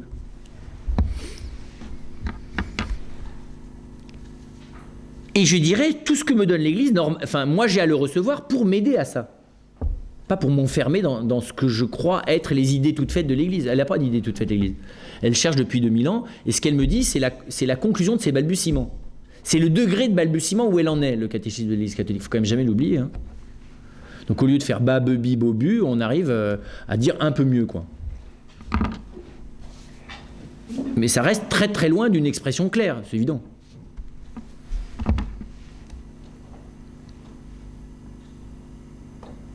Alors ensuite, on a à s'attaquer à un problème, parce qu'il ne faut quand même pas laisser les problèmes difficiles. Du coup, c'est quoi cette chose qui s'appelle l'Église, là-dedans ? Qu'est-ce que c'est cette espèce de réseau ? Pourquoi est-ce qu'il l'a voulu comme ça ?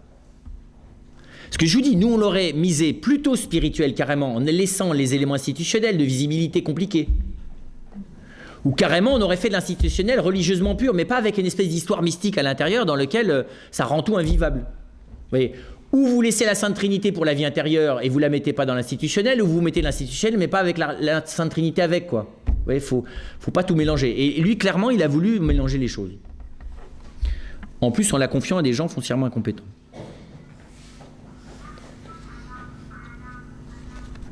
Et donc, la première chose, comment dire ça, c'est de découvrir comment c'est autour de cette vie intérieure personnelle, de cette vie de charité fraternelle, que j'ai à redécouvrir les éléments rituels que sont les sacrements, qui ne sont pas d'abord des rites, mais qui sont d'abord des présences et des dons. Un sacrement, c'est un lieu de rencontre. C'est un moyen de rencontre. C'est presque, comment vous dire ça ? Les sacrements, c'est les gestes par lesquels le Christ vient à ma rencontre. C'est pas d'abord alors, ça a une forme que je peux rapprocher d'un rituel religieux, mais ça n'est que par similitude apparente. Sous le couvert du rituel, d'accord, Dieu vient débarquer radicalement dans ma vie concrète et jusque dans ma chair. C'est ça le sacrement. Alors je peux expliquer qu'après ça, la ritualisation du sacrement, elle est bien, elle est intéressante, elle a des effets, très bien, tout ce qu'on veut. Hein. J'ai rien contre la liturgie qui environne la ritualisation. Mais dans l'environnement de la ritualisation, il faut quand même s'attaquer à ce qui n'est pas l'environnement, mais ce qui est le cœur du sacrement, qui est quand même la présence. Donc la liturgie, il vaut mieux qu'elle mette d'abord en présence, même si en plus elle utilise des moyens rituels. Parce que la fumée de l'encens avec rien dedans, si vous voulez, voilà, ça amène moins au mystère que une manière de vivre du sacrement qui est peut-être moins impressionnante, mais plus, tout simplement, plus marquée par une présence effective du Christ. J'ai besoin aussi de la lumière. Et tout l'enseignement de l'Église, il est là pour m'aider, j'allais presque dire, à supporter cette espèce de débarquement de lumière interne qui s'appelle la grâce. C'est fait pour ça la doctrine de l'Église. La doctrine de l'Église, c'est pas pour se rentrer dans le crâne des concepts et des phrases et signer en bas de la page alors qu'on comprend rien. D'accord ? La doctrine de l'Église, elle est juste pour m'apprendre, enfin pour me préparer et m'apprendre la délicatesse de l'accueil. Je ne sais pas comment vous dire ça, moi. Vous voyez, quand vous êtes religieux, la première fois que vous devez faire un baptême et qu'on vous met dans les bras un enfant qui a 5 jours, vous ne savez vraiment pas comment il faut faire, quoi. Parce que c'est pas facile à prendre un enfant de 5 jours ou d'une semaine. Quand il a 1 an, ça va, oui, ça tient, quoi.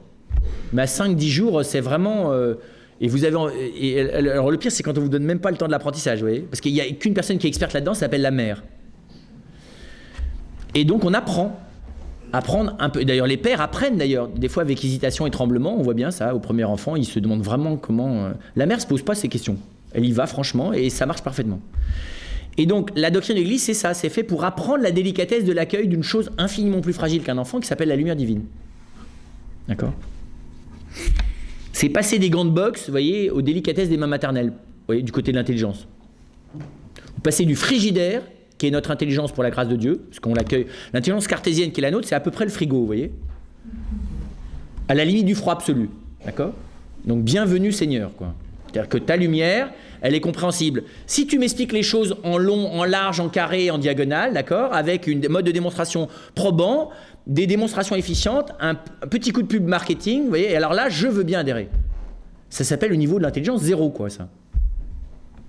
Et donc on apprend progressivement à se désankyloser de la lourdeur et de la bêtise de l'intelligence occidentale pour entrer dans un mode d'accueil analogique, souple, fin, délicat, en profondeur, même si c'est moins probant, moins flashy, enfin vous voyez, voilà. C'est ça, la doctrine de l'Église, elle sert à ça. Même le catéchisme aux enfants d'ailleurs. Et puis on a besoin alors de la sainteté, mais ça je passe par-dessus, parce que la sainteté c'est simplement tout ça vécu, et c'est ce dont on a le plus besoin. Bon, j'avais d'autres choses à vous dire, mais je vais m'arrêter là pour vous laisser des questions.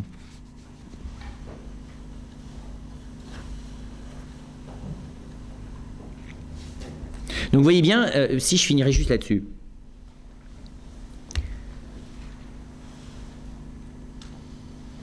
L'Église, c'est le lieu, on en avait parlé ça, où cet accueil du Christ, on essaye de le vivre personnellement et collectivement avec la plus grande intensité. Et l'Église est présente partout où cet accueil et cette intensité sont communicatives et communiquées. C'est-à-dire, moi je trouve ça admirable, ça veut dire que vous allez chez des amis qui vous accueillent, en accueillant aussi, non pas vos convictions chrétiennes, aucun intérêt, mais ce qui se passe dans votre cœur et dans votre intelligence à cause de la fréquentation du Christ. Chez eux, ça devient l'Église. Vous voyez ce que je veux dire ? C'est comme ça que ça se contagie, l'Église.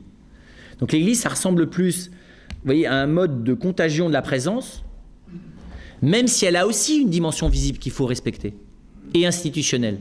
D'accord ? Mais cette dimension institutionnelle et visible n'est compréhensible qu'à la lumière de ce principe de propagation divine que le Seigneur nous a invités à mettre en œuvre. Est-ce que c'est normal si on est plus paumé après la conférence ? Oui, c'est normal. Alors, j'espère que vous êtes plus paumé par un certain côté, du côté des idées, oui. J'espère que vous l'êtes un peu moins sur l'endroit à partir duquel on peut regarder les choses. En gros, ça vous avez retenu, enfin, ce sur quoi vous êtes moins paumé, c'est qu'il faut aller relire l'Évangile, se replonger dedans, et que les choses devraient s'éclairer là-dedans.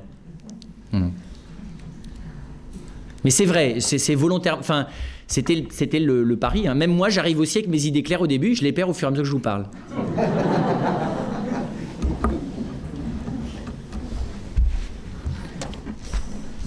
Mais c'est un exercice même, enfin c'est plus qu'un exercice, hein, parce que moi je le vis même comme un temps spirituel, où faire l'effort, même si on respecte les idées, de les, vous voyez, non pas de les annuler, mais de les perdre, pour essayer de se mettre vers quelque chose qui est plus de l'idée, mais qui est de l'ordre de la lumière, je pense que c'est intéressant comme expérience.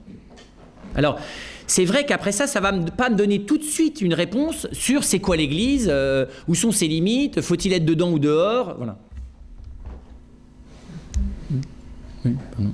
C'est parce que l'Église est confiée à des gens notoirement incompétents qu'ils ont besoin d'infaillibilité. Oui, c'est exactement ce que je me disais. J'avais... comment dire ça?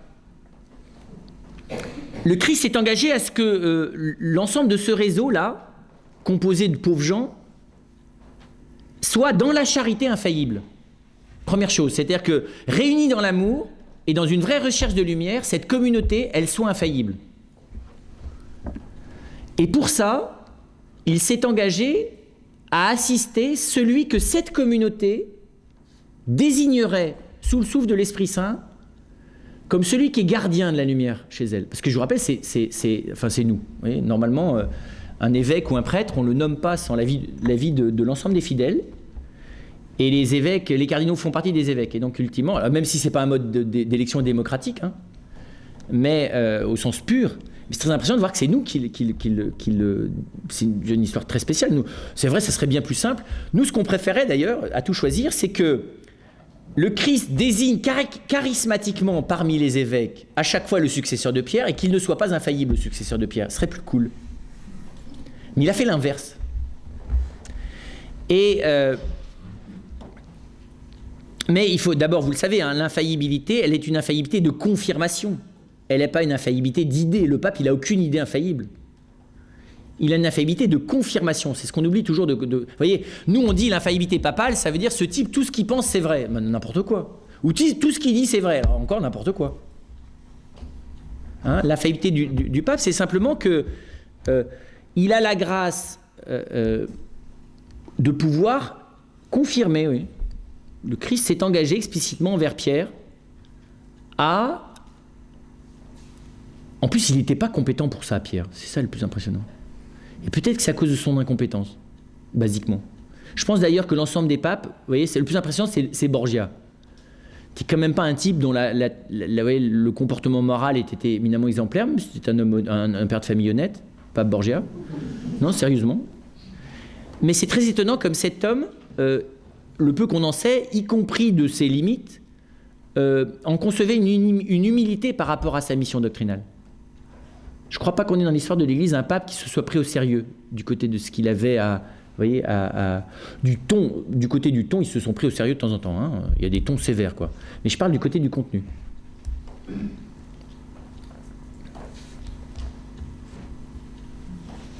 Alors, il faudrait voir, oui, dans l'histoire de l'Église, quels sont les moments où ça joue un rôle clé.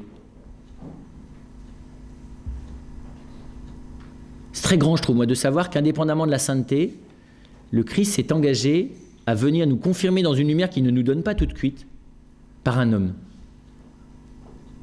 Je ne sais pas comment expliquer ça. Ça donne une paix quant à la recherche de la lumière qui est extrêmement grande et qui nous aide précisément. Moi, je suis persuadé, hein, dans la vie profonde, qu'un accueil intelligent de ce mystère, de la faillibilité du pape, est un moyen magnifique pour rentrer dans la faillibilité de l'Église. Vous voyez, c'est exactement l'inverse. Nous, on pourrait croire dans la fiabilité du pape, c'est une manière de se rapporter tous au pape, comme ça nous dispense d'être intelligents, qui est la manière caricaturale dont on le voit. C'est exactement l'inverse. Accueillir son infaillibilité, c'est le meilleur moyen pour apprendre à repérer, y compris dans ma vie et celle de mon frère, la part infaillible de lumière qui s'y trouve. Vous voyez, là, je parle du côté de l'exercice. Intellectuellement, ça nous gêne, mais comment vous dire ça le problème, il n'est pas intellectuel, il est pratique. Le successeur de Pierre est là pour nous confirmer pratiquement. En gros, c'est quelqu'un qui nous met la main sur l'épaule en disant « Ok, c'est juste ». C'est une confirmation paternelle. Et c'est une grande question de savoir... quand il s'agit des choses humaines, il suffit d'être un peu concentré, un peu intelligent, et puis d'expérimenter les choses. On finit par la savoir, la vérité. À force d'écoute humble des choses. Le mystère de Dieu, on n'y voit quand même rien du tout. Hein.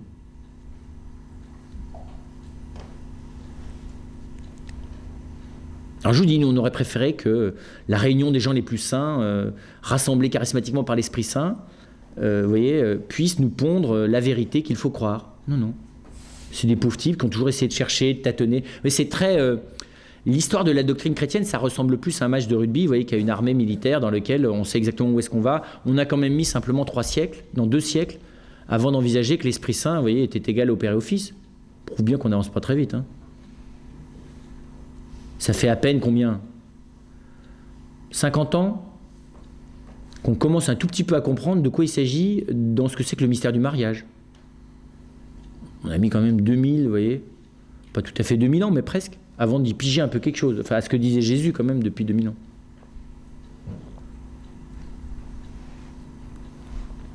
Ceci dit, c'est très intéressant de voir que Jean-Paul II lui-même a demandé qu'on repense cette question de l'infaillibilité autrement que sous la forme sous laquelle beaucoup de catholiques la revendiquent ou s'y opposent, qui est lui il sait, nous ne savons pas, et il va nous dire ce qu'il faut croire. Il y avait une autre question. Je n'ose pas poser la question, donc je vais rabattre le débat, mais en rédigeant les questions, il est clair qu'il y en a une qui est revenue sous différentes manières très souvent, et que j'ai essayé de synthétiser, c'était Jean Renaud, heureux les pauvres, ça sent la manipulation des masses, ils nous fichent la paix, la religion c'est effectivement l'opium des peuples. Cette question elle est revenue très souvent. Moi d'abord je serais très brutal, je dirais vous avez quoi contre les peuples? C'est l'opium. Oui. C'est parfaitement méprisant pour le peuple. Et d'ailleurs le seul qui a développé ça a inventé une méga manipulation du peuple telle que la religion n'y a jamais réussi quand même. Attendez quand même, vous voyez, c'est quand même Marx qui a dit ça. Si Marx n'a pas inventé une religion de substitution dans laquelle l'aliénation des individus n'a jamais connu ce qu'aucune autre idéologie et aucune religion n'a jamais réussi à pratiquer sur la planète, c'est quand même lui, non? Donc j'irai doucement. C'est aussi ce que pensait Hitler d'ailleurs, hein, sur la religion. Il en avait un mépris souverain. Et donc, comment dire ça?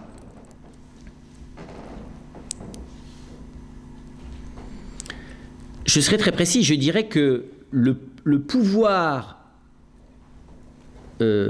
clérical est extrêmement... Parce que pour être très précis, hein, c'est pas la religion qui est l'opium du peuple. Parce que la religion, c'est plutôt difficile, complexe et exigeant. Les peuples, je vais vous dire, si on les prend du côté négatif, ils sont plutôt style à prendre ce qui est simpliste et ce qui leur cause pas trop de problèmes. Hein. Par contre, ce qui est très vrai, c'est que la grande responsabilité, c'est de ceux qui en savent plus. Ça, c'est vrai. C'est pour ça que Jésus est extrêmement... J'y reviens au fait que ce qui est extrêmement dangereux et beaucoup plus dangereux que l'opium, c'est le pouvoir religieux allié aux idées religieuses. Oui, ça, c'est très dangereux. Et donc, dès qu'on commence à comprendre un peu quelque chose, si on s'arrête à ce qu'on comprend, on devient éminemment dangereux. Mais c'est vrai dans les religions, c'est vrai dans les régimes politiques, c'est vrai dans la famille, selon les échelles. Hein. Sauf qu'évidemment, le pouvoir qu'on peut guetter, enfin, ça dépend dans quelle religion. Aujourd'hui, dans le catholicisme en Europe, vous voyez, le degré de promotion dans le pouvoir social qu'on va acquérir est relativement léger. Mais c'est vrai qu'il y a une fascination négative, extrêmement dangereuse, du pouvoir spirituel, au sens de la combinaison du pouvoir psychique doublé des idées. Donc sous ce rapport-là, effectivement, j'y reviens, la religion, elle est dangereuse. Par contre, là où elle est la plus belle, c'est quand elle est capable de parler de manière lumineuse, y compris au peuple. Non pas au sens des personnes, mais au sens du groupe. Parce que vous savez bien, hein, le nombre d'idées qu'on peut véhiculer par un discours est inversement proportionnel au nombre de personnes présentes dans la salle. On m'avait expliqué ça. À partir de 1000 personnes, plus d'une idée par discours, c'est déjà trop. Au-delà de 5000, c'est une demi-idée. Et à 20 000, c'est zéro, quoi. Eh bien, vous voyez quand même que les JMJ, le Saint-Père arrive à faire fort, quoi. Voilà. Donc c'est juste pour dire que la religion, là où elle est la plus belle, c'est quand elle apporte, quand elle fait vivre quand elle permet de vivre ensemble un temps, comment dire ça, d'accueil de la lumière de ce qu'est Dieu. Et il n'y a pas que dans le christianisme ça peut se vivre aussi par moments ailleurs. Reconnaître que Dieu est Dieu, qu'il me crée, qu'il est mon créateur, c'est un acte de religion. Est-ce que c'est l'acte de base de la religion? Oui, l'acte de base de la religion, c'est plus fondamental encore que ça. L'acte de base de la religion, c'est faire confiance à quelqu'un de plus sage que moi, qui manifestement vit quelque chose d'une recherche sur lequel il est en avance. Vous voyez, ça va jusque-là. Alors, l'acte religieux, plénier, responsable, mûr d'une intelligence humaine développée, c'est l'adoration. D'accord ? Mais dans beaucoup de religions, il n'y a pas d'adoration. On n'en est pas encore à ce stade. Enfin, vous voyez, c'est même rare qu'il y ait une vraie adoration. Je ne parle pas du christianisme ou de la foi chrétienne. Par contre, ce qui est très beau, c'est que ça fait partie d'une vraie religion que d'avoir une espèce de, vous voyez, une chaîne comme on est en montagne, vous voyez, d'être encordé. C'est-à-dire que normalement le sage ou celui qui a une vraie recherche mystique profonde, ben voilà, il va aider celui qui est un peu moins avancé que lui, qui va aider celui qui est un peu moins avancé que lui, jusqu'à celui qui est au seuil de découvrir que le sacré a une importance. Ça commence comme ça. C'est ce qui permet d'ailleurs une éducation religieuse même d'un enfant. Mais l'enfant, il n'adore pas dans une religion si ce n'est pas aidé par la grâce. Par contre, il peut faire confiance à ses parents qui eux-mêmes font confiance à quelqu'un de plus avancé qu'eux, qui lui-même fait confiance à quelqu'un qui... Voilà. Et ça, c'est très grand. C'est ce qu'on appelle d'ailleurs une tradition, au sens fort, positif. Et donc, la tradition religieuse me met sur le chemin de l'adoration, même si elle ne me permet pas toujours d'adorer. Par contre, ce qui est très impressionnant, c'est ce qu'on va dire chez les enfants baptisés ou qui désirent le baptême, c'est que c'est fou que Dieu nous donne la capacité d'un cœur à cœur avec lui sans qu'on ait quasiment aucun effort à faire d'autre que de l'accueillir, encore une fois. L'accueil de celui qui débarque, c'est ça la bonne nouvelle chrétienne. C'est de dire, même si j'ai à chercher à mobiliser toute ma richesse et ma dignité humaine pour rechercher Dieu, ce qui est aussi génial, c'est qu'il débarque. Ce qui me dispense de rien d'ailleurs. Parce que le risque, c'est de dire, bah oui, moi, j'adore depuis que je suis tout petit, nos problèmes. Dieu, je fréquente, quoi. Donc je ne vais pas me casser la tête. Et au fond, il suffit d'avoir une bonne foi du charbonnier, d'adorer Dieu, puis c'est réglé. Non, d'ailleurs, le Seigneur ne nous laisse pas cheminer comme ça dans la vie d'oraison. Et donc, vous voyez, c'est ça. L'adoration peut être un début pour un chrétien, puisque même un enfant en est capable. On voit ça au catéchisme. Mais l'adoration, c'est presque quelque chose d'ultime dans une recherche religieuse qui n'est pas éclairée plus ou moins explicitement, ça dépend des cas, par une présence chrétienne. Mais il y a, regardez, Al-Hajj dans la tradition musulmane, où il y a une découverte de l'adoration et de la relation à Dieu qui est très impressionnante, qui lui a valu d'ailleurs de se faire tuer par ses congénères. Mais...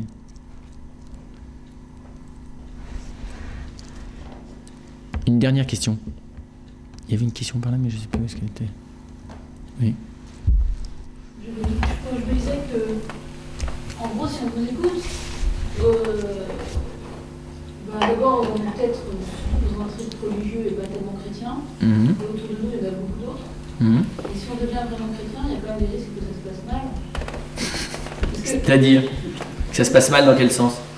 Quand on voit comment Jésus a été reçu par les religions de la religion dans laquelle il était, oui, c'est le risque, on peut se dire quand même qu'il y a des choses que dans l'Église on concourt quand même pas mal après le pouvoir des idées. D'ailleurs, c'est un truc qui m'étonne toujours. C'est le critère qu'on a que, par exemple, une communauté qui réussit, c'est une communauté qui est du Christ. C'est pas forcément... Bien sûr que c'est pas vrai. Ça n'a rien à voir. Bien sûr. Et quelqu'un qui, là, on voit une communauté avec plein de sœurs qui meurent, ça ne veut pas du tout dire qu'elles sont pas saintes. Oui, on espère, il y a même des chances qu'elles le soient plus. Et donc, voilà, je me dis, donc, si on devient chrétien, ça risque de mal se passer. Parce que d'habitude, on a pas trop les chrétiens. Mal se passer, oui, mais le chrétien, c'est plus son problème de savoir si on commence à rentrer dans l'évangile, on ne s'occupe pas de savoir si ça va bien se passer ou mal se passer. De toute façon, ça va que bien se passer, puisqu'on n'est plus tout seul. Oui, la question n'est pas de savoir. Je comprends que vous disiez, oui, on ne va pas bien pouvoir vendre l'évangile vu comment ça risquait de finir. Oui, mais l'évangile, ça se vend pas, si vous voulez. Moi, j'ai rien à vendre. Et je vous dis encore une fois, il s'agit juste de débarquer chez les voisins et que Jésus puisse débarquer à travers nous s'il le veut bien chez eux. C'est tout. Après, il se débrouille avec lui. Vous voyez, on n'est pas responsable de la religion chrétienne. On n'est même pas responsable de la communication du message de l'évangile. On est responsable de la présence du Christ. C'est tout. Et donc, que la présence du Christ à l'intérieur de nous, ça crée mais ça commence par à l'intérieur de nous que ça crée la guerre. Parce que nous, nos idées n'ont pas du tout envie on a envie d'être rassuré, on a envie de se caler déjà à la retraite quand on a 25 ans, avec quelques idées, et puis on va pas se casser les pieds que ça toute sa vie quand même, il y a autre chose à vivre. Vous voyez, la religion, on rêve on voudrait que ça soit un cadre, quoi. Vous voyez, d'avoir quelques idées importantes pour les moments forts de la vie, la mort, la naissance, le mariage, enfin voilà, en gros, quoi. Mais quand même, après, il y a le reste. Le problème, c'est que c'est le reste qui intéressait Jésus. Donc, vous voyez, donc on est d'accord, hein, ça va pas... Donc, comment vous dire ça? Il faut sentir ce qu'il y a de rassurant dans la religion, avec ce que ça a de dangereux dans ce que ça a de rassurant. Il faut avoir cette recherche et ce respect profond de la quête de Dieu, ok? Et puis, en même temps, savoir que quotidiennement, la question de la foi chrétienne, c'est pas d'abord ça. Non. Alors, ça fait un peu plusieurs niveaux. Vous allez me dire, c'est compliqué, là. Moi, vous me proposez une des 3 solutions, mais pas les 3. C'est pas vrai, on est capable de vivre avec un cœur d'enfant, normalement, même en grandissant, et si on se débrouille bien, même à force d'amitié et d'amour, il finit même par grandir, le cœur de l'enfant, bah voilà, ça c'est pour l'accueil du Christ. On n'est quand même pas des gamins et des infantiles, on est quand même capable de réfléchir comme des adultes, ça c'est pour la quête de la dimension religieuse, qui est quand même centrale dans une vie humaine. Vous voyez, chercher à être intelligent par rapport au sacré, par rapport à Dieu, par rapport à la dimension religieuse, c'est quand même tout à fait fondamental. Qu'après ça nous crée des problèmes, bah, j'allais dire, c'est surtout les autres qui vont avoir des problèmes avec nous. Oui, puis l'intéressant, c'est ceux avec qui ça ne va pas créer des problèmes, ça va créer de la communion. Oui, le Christ, même au pied de la croix, il s'est réfugié dans le cœur de la Vierge Marie. Il s'est pas, voilà, il s'est pas alimenté de désespoir du fait de ne pas avoir été accueilli. Au contraire, il s'est réfugié là où il était accueilli.